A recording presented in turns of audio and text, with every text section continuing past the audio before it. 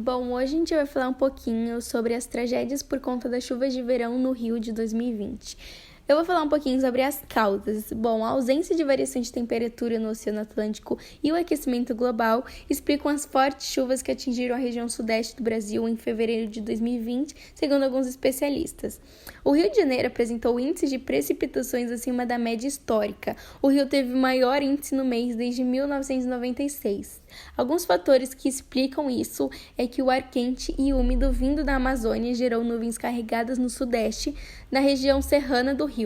As montanhas formaram uma espécie de barreira que impediu a passagem de nuvens e concentrou a chuva numa única área.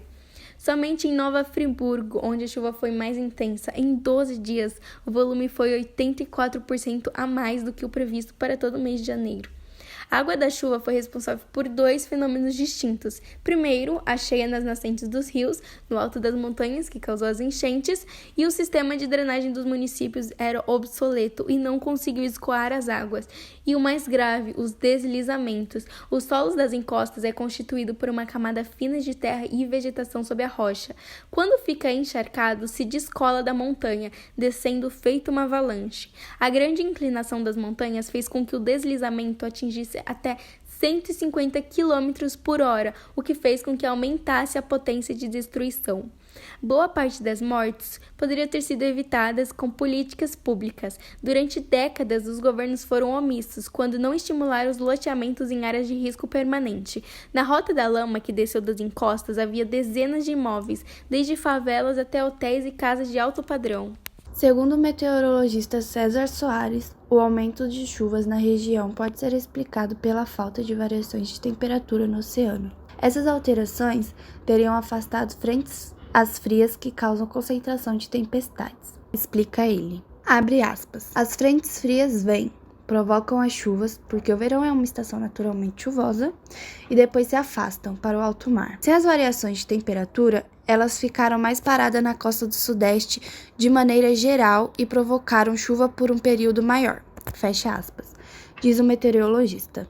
A meteorologista Daniela Freitas explica que as temperaturas do Oceano Atlântico deveriam variar entre quente e fria, e neste ano não estão esquentando como esperado. Em consequência das temperaturas mais baixas, as frentes frias que passam pelo litoral do sudeste ficam estacionadas na região. Isso faz com que haja canalização de umidade na região, o que leva à formação de nuvens carregadas. A falta de variação das temperaturas no oceano neste ano não decorre de fenômenos climáticos, mas por condições que regularmente ocorrem. Abre aspas. Constatamos uma certa mudança no padrão.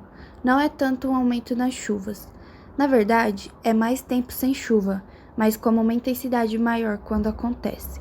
Fecha aspas, disse a pesquisadora. Exatamente, Gi.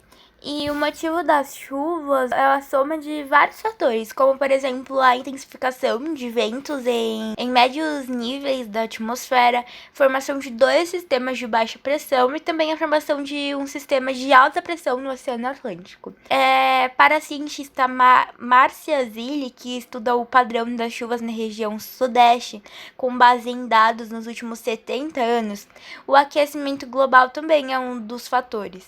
O fenômeno, ao mesmo tempo que diminui os períodos chuvosos, aumenta sua intensidade, o que gera vários estragos e mortes causadas pelas enchentes na megacidade do Rio e que não se limitam, no entanto, ao aquecimento global. E na cidade falta muito planejamento urbano, uma rede de esgoto apropriada e saneamento básico. Há ocupações em áreas de risco e infraestrutura debilitada.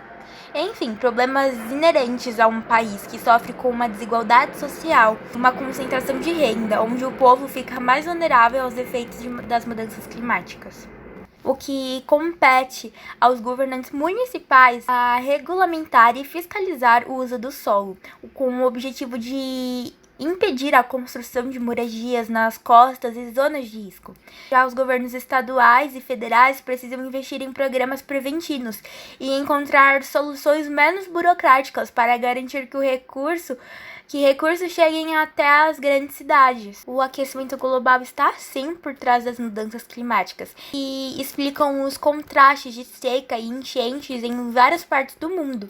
No Brasil, os prejuízos financeiros e as mortes se acumulam a cada verão.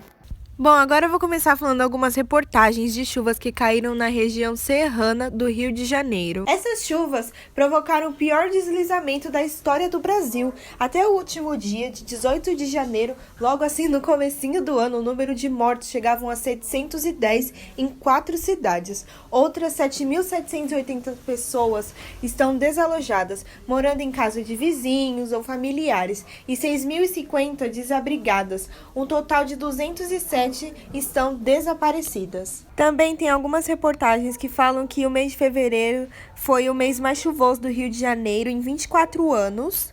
E realmente a chuva ela fez um grande estrago, porque hotéis, pousadas ficaram destruídas, ruas alagadas com muitas lamas assim. Então realmente foi um estrago total. O IML, que é o Instituto Médico Legal, teve que fazer enterros às pressas, porque realmente tinha muita gente morrendo, fez muito estrago.